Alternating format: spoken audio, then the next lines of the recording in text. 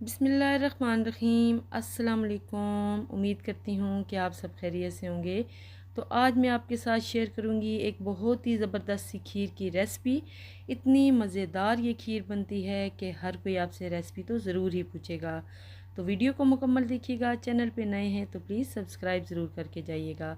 तो यहाँ पे मैंने ले लिया था आधा कप चावलों का और उन्हें 1 घंटे के लिए मैंने भिगो के रख दिया था और हाथों से मसल के उन्हें अच्छे से तोड़ भी लिया है। यहाँ पे 1.5 गिलास मैंने पानी का ऐड किया, उसे गर्म होने के लिए रख दिया है।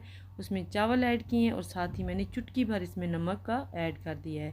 अब हम इसे कवर करके पकाएंगे ताकि पानी अच्छे से इसमें ड्राई हो जाए और चावल अच्छे से गल जाएं।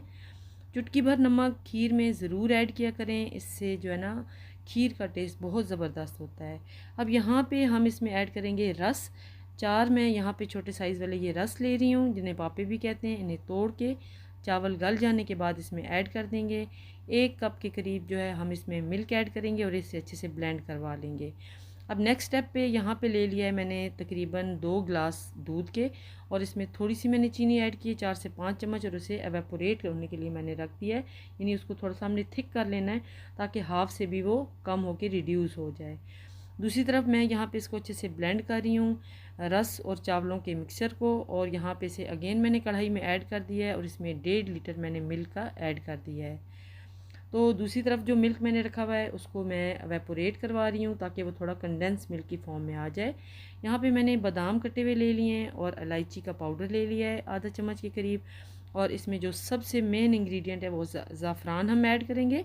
ज़ाफ़रान से इस खीर का टेस्ट बहुत ज़बरदस्त होगा, इसकी खुशबू और इसका टेस्ट एकदम से इन्हेंस हो जाएगा।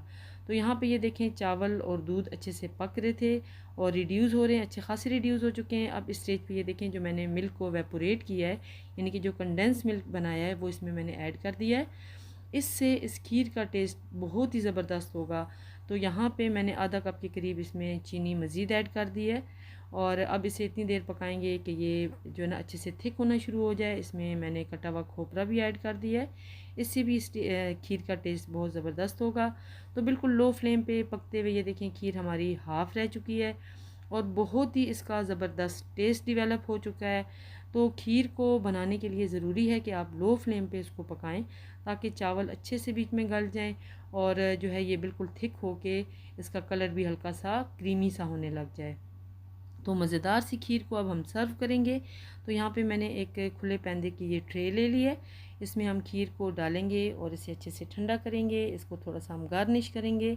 तो ये बहुत ही ज़बरदस्त रेसिपी है। रस और या एवेपोरेटेड मिल्क जो इसमें ऐड किया है, तो खीर का टेस्ट बिल्कुल ऐसा हो जाता है जैसे बाज़ार वाली खीर होती है। तो यहाँ पे इसके ऊपर हम चांदी के वर्क लगा देंगे थोड़े से, इससे इसकी लुक बहुत अच्छी होगी। और साथ ही जो भी ड्राई फ्रूट्स आप एंड पे इसके ऊपर गार्निश करना चाहें वो इसमें आप गार्निश कर दें और खीर को अच्छे से चिल कर लें। ठंडा करने के बाद आप सर्व करें तो सबको ये खीर की रेसिपी बहुत अच्छी लगेगी।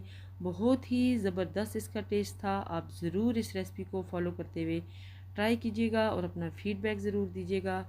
उम्मीद करती हूँ कि आज की वीडियो आपको बहुत अच्छी लगेगी। दुआओं में याद रखिएगा, चैनल को प्लीज़ सब्सक्राइब ज़रूर करके जाइएगा और दुआओं में याद रखिएगा। बाकी जो मेरी वीडियोज़ हैं उनको भी प्लीज़ ज़रूर विज़िट करें और अपने जो है ना फ़ीडबैक ज़रूर दिया करें।